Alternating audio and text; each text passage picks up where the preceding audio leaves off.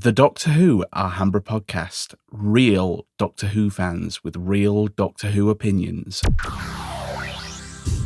Hello and welcome to another episode of the Alhambra Podcast, the podcast dedicated to discussing and reviewing all things Doctor Who, Big Finish, and other science fiction stuff that tickle our fancy. In this episode of the Alhambra Podcast, episode 398, I'm going to be taking a quick look at the release, the 4K release, or the various releases of the Doctor Who TV movie, as well as a article that just barely came out as of day of recording, February 22nd, 2026, which is multiple script versions for the 2026 Doctor Who Christmas special. I'm mildly horrified by that, and I wanted to be optimistic, and multiple script versions. Well, we'll get into that. So sit back, relax, and enjoy. Please email the show at alhambraaudio@gmail.com. You can tweet the show at Alhambra Podcast. DMs are open. All right. Well, without further ado, let's take a look at the first one, which I was going to talk about, which is the TV movie being newly restored to 4K and Blu-ray. Now, throughout the podcast, I have given my thoughts on the entirety of this movie. I'm not the biggest fan of the TV movie. I watched it. Maybe I watched it when I was sick, and also had to watch it on YouTube in two different installments because it wasn't available anywhere in the US when I originally watched it. I do own it. Not sure I would be up to re-owning it or owning an upgrade. Of course, there is special features, and me being a special features snob, I guess, one can always look the other way or possibly have an idea of looking at something else. All right, I'm going to grab my Doctor Who movie special edition that I have, because I'm going to be kind of curious to compare and contrast this. I believe I picked this up. When was the copyright date? Around 2012, something like that. Anyway, so according to this, DoctorWhoNews.tv.news, the 1996 Paul McGann debuted as the Doctor in a co-production between BBC and American Fox Network, and is more entirely called the TV movie. This 90-minute feature was shot on film, and now, for the first time in all 219 reels of the original film, totaling almost 200,000 feet, have been pulled from deep storage in the U.S. and meticulously scanned over 21 days, then restored by Paul Van Dies to provide a definitive 4K experience. The TV movie has never looked and sounded so good, with 24 frame transfer that matched the original film rushes. An immersive soundtrack is rebuilt from the original raw sound audio elements. Again, this also stars Sylvester McCoy as the Seventh Doctor, Daphne Ashbrook as Grace, Eric Roberts as the Master, and Yi Ji Soo as Cheng Li. All right, so we have, in the new release, available in 4K in a limited edition steelbook, which I'm pretty sure Legion might already have jumped on because of this whole steelbook thing. We have the uncensored UK version, the US broadcast version, the soundtrack in Dolby Atmos 5.1, a conversation with the director Jeffrey Sachs, Sylvester McCoy and Janet Fielding's featurette, 3 new featurettes with Daphne Ashbrook, Eric Roberts, and Yi Ji So, 2 audio commentaries, isolated music scores, production info text. Oh, do love me good production info text. The 7-year Hitch making of documentary, the Paul McGann audition tapes, alternative takes, electronic press key and behind the scene footage, TARDIS tour, and BBC trails. So this, I believe, is in 3 different versions. You have the standard Blu-ray, you have the 4K, and then you have the Steel Book version of this. And so from what I originally had when I picked this up, you have a 2-disc special. You have the audio commentary number 1 by Jeffrey Sachs, audio commentary 2 by Paul McGann and Sylvester McCoy, moderated by Nick Briggs. The 7-Year Itch is also a featurette on the special edition DVD. Let's see, you have Doctor Strange's Love, How Fans Learn to Love Doctor Who, the movie. It is a 14-minute. So Doctor Strange Love, it's 14 about the movie, okay?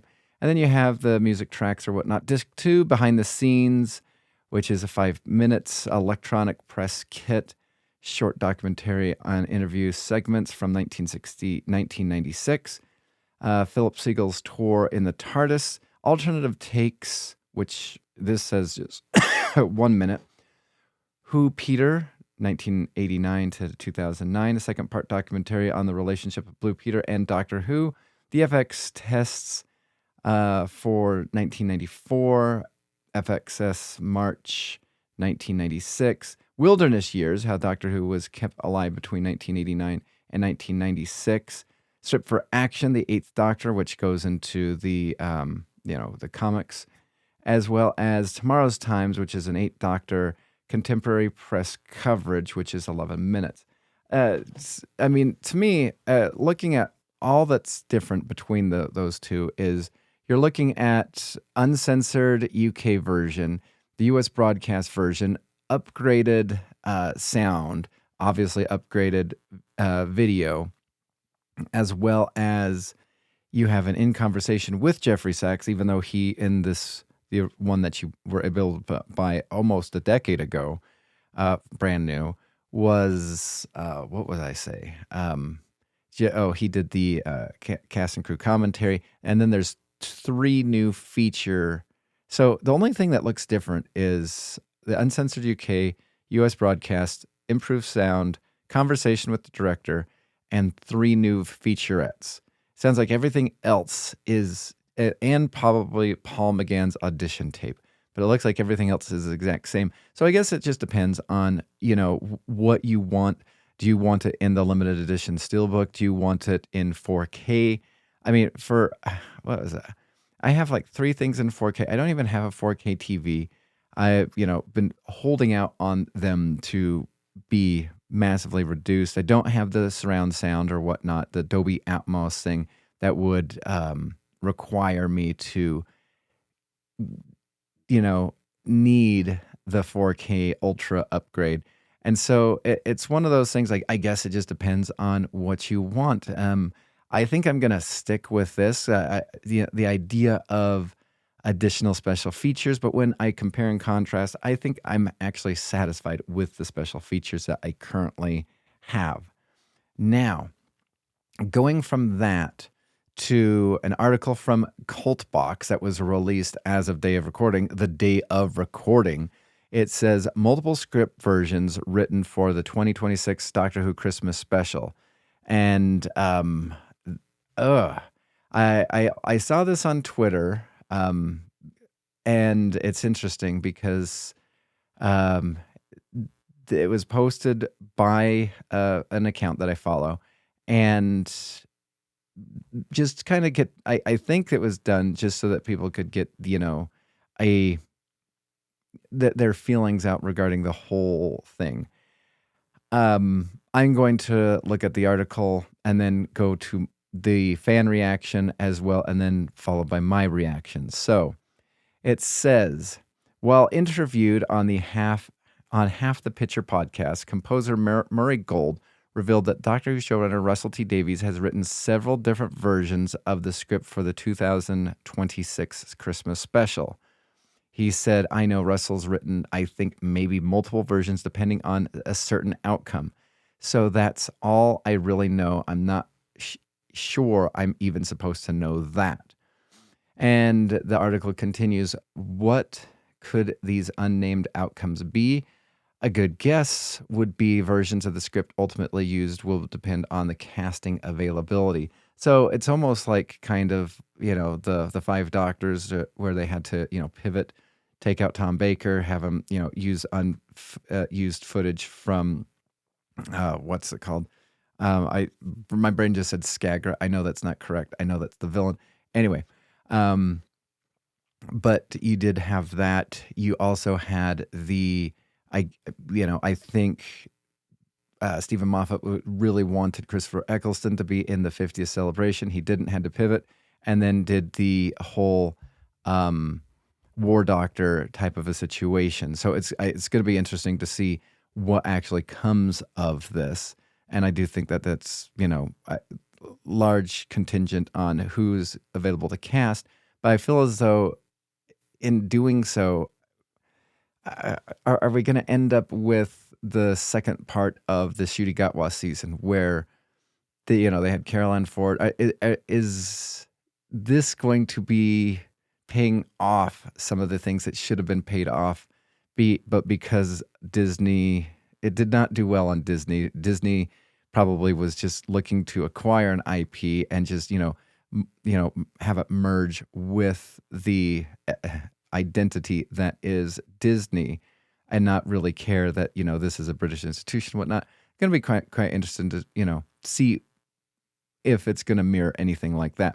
It says at the end of Doctor Who season 2 finale, The Reality War, Ncuti Gatwa's 15th Doctor mysteriously regenerated into an unknown character portrayed by the actress Billie Piper. However, Piper was never introduced as the Doctor, leaving open the possibility that, along with a possible role as the 16th Doctor, her Doctor Who Christmas special role could possibly be the one she's best known for in the program, Rose Tyler, or her Day of the Doctor role, The Moment. I don't think it's going to be The Moment. Or or the entity Rose Tyler briefly became after staring into the heart of the TARDIS at Bad Wolf, or perhaps another role altogether. I disagree that it's going to be an entirely different role altogether. I don't think it's going to be The Moment. It says the choice of the script depends on Piper's role and the amount of time into which she's able to commit when time comes to shoot the special. Script decisions could also depend on the cast as the 16th Doctor, as whether they are cast by the time the special commences filming. Well, I mean, you could always just do what they did with the 13th Doctor. It was supposed to fade to black. They decided to change it, alter it, and then they had David Tennant come in additionally. Be interesting to see if for the Christmas special we get any older Doctors, if we get the Matt Smith 11th Doctor to come in and make an appearance, if we could get, I know Christopher Eccleston is completely out on it. Be interesting to see. I think David Tennant also would come back. It'd be interesting to see if we get any of the older Doctors. Just talking about the TV movie, you could also have Paul McGann as he reprised his role in Day of the Doctor or Night of the Doctor. And yeah, I think that would be quite interesting to see. All right. I think I know what I want to kind of go with, but I think it's just a lot of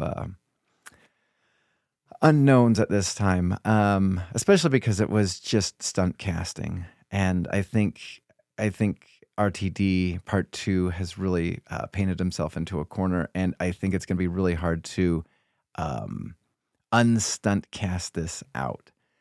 Let's see. So it says there's no plans for Doctor Who after the 2026 special, so the version of the script could also depend on decisions regarding future series or speculation, but Gold is hopeful. And he says, I think we're at a precarious point in Doctor Who. I am hopeful that it is going to be the start of a wonderful new era. I really hope that happens. And as for Gold's plans, he reiterates he would never turn down Doctor Who. So that concludes the article. I will, if I remember, tie this to the cast, or not the casting commentary, but the show notes in the podcast. So as of now, for the Twitter sphere, the account that posted this, and to get the fans responding to this, It says, one person says they can do whatever they want after the special, but that better not get rid of Murray Gold. He is the GOAT. I do agree. And another person said, I thought RTD said he had this all figured out in his head. Well, he, already had Series 3 all written and was getting ready to work on Series 4 and 5 until, they had to wipe that article from the Radio Times as well as alter everything. They had to shoot, cut and alter stuff from the Graham Norton show with Shooty. So again, as long as you believe all the things that currently exist and not some of the things that was altered and cut and deleted from actual factual reporting, then yes. Somebody else says, please tell me one of them is Shooty Gatwa coming back as the doctor. They said, I'm assuming the 14th and Rose Doc go off an adventure, 14 trying to find the 16 and Rose Doc trying to find 14. That would be certain outcomes. Oh, dear God. RTD has no clue, does he? Oh, yeah. That's hysterical. They said that another person says there's no way they'll be able to finish it by Christmas if they're not even settled on a script yet. That's an interesting. That is true. I mean, we're almost done with February. Christmas is 10 months away. At least that time of recording. At least we'll know the special has now been written. I know they'll still have to film it, but I wonder when we will get some more official news about it. My prediction is early May, late June. Interesting. Yeah, and then a lot of people hooting and hollering or whatnot. Best guess, someone says, 1 revolves around Billy as 16 and 4 also being around. That's an interesting situation. I think what also makes everything struggle with this is the 14th Doctor existing somewhere because of the bi-regeneration. I think that, again, that's one of those things. Oh, that sounds like really fun and clever on paper. But when you think about Doctor Who lore, when you think about everything, when you even think about the Celestial Toymaker and all that other fun stuff, that I don't think that this works. I would really hope that, and also, showrunner, I believe that whoever the new showrunner is, if they're getting ready to come out with a doctor, they don't have to announce the doctor now. I think they could tease certain things, but I think they need to have a new showrunner in place for this Christmas special so that the new showrunner can at least tag on 5 minutes at the very end to set the stage up for whatever they are planning to do, so that they're not, it's not, because they do the same thing with the 11th Doctor, the 10th Doctor, or not the 10th Doctor, the 12th Doctor, and sorry, the 11th Doctor. Yeah, I got it right the first time. And then you had the same thing going on with the 13th Doctor and whatnot. So I believe that they do need to, that casting needs to be done. The Doctor casting, companion casting doesn't need to be done as of this time. And then, somebody says, I wonder, is that in case they're able to have a new showrunner, streaming deal, and that's another thing to consider, a new streaming deal. I think this whole situation is very interesting. I think there's so many things that could possibly go wrong. I hope it doesn't go wrong. I hope it goes right. However, fool me once, Chris Chibnall era, shame on you. Fool me twice, RTD era, shame on me. I guess you too, because it was a different writing staff. So I think there's going to be a lot of people that are, kind of leery. And as somebody who, if you go back to the podcast, around episodes 200, as we were trying to get Liam to listen and do the Flux episodes, he was, I'm out. And I was constantly optimistic about the next episode, and then until I was burned. And then, the next episode, and then I was burned. And so, you can only get burned so many times before you're skeptical about the whole thing. And then also coming back into what Liam brought up, and I've said a couple times also on the podcast, is currently, right now, the best Doctor Who in existence is Big Finish. They're the ones that are trying to do the lore, making sense of stuff, not nonsensical stories, nonsensical altering of the Doctor's character, altering of the canon that, constantly keeps things in flux. In fact, if they do, alter something for a nonsensical canon, they'll just, end up return to telesing it where it just never happened to begin with. And, you'll be like me and just annoyed that you spent about, $12 on a release that didn't actually really happen, and a story that could have been so much better and actually wasn't at the end of the day. That's the only thing that, I feel as though Big Finish ever has any struggles with. So that being said, I am going to end and conclude this podcast right now. Please subscribe if you're listening to this on YouTube. Please give us some feedback. Email the show at alhambraaudio@gmail.com, at Alhambra Podcast. DMs are open on Twitter. And until next time, I will see you in time. You have been listening to the Doctor Who Alhambra Podcast. Doctor Who is owned and trademarked by the BBC. Doctor Who Alhambra is not affiliated with the BBC or Big Finish. No infringement is intended.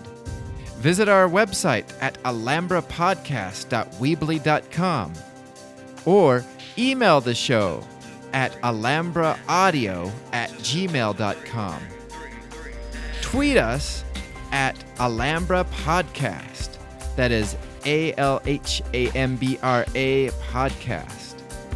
Thank you.